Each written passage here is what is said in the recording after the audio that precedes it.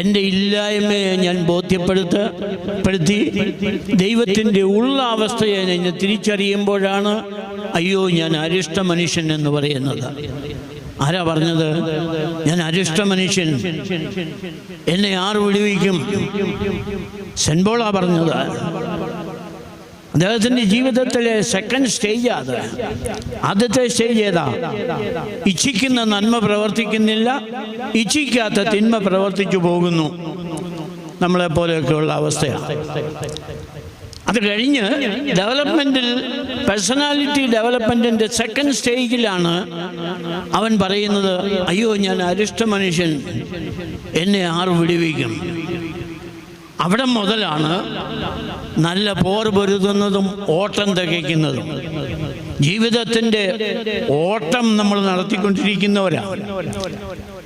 പള്ളിയിൽ പോകുന്നതിൻ്റെ അർത്ഥം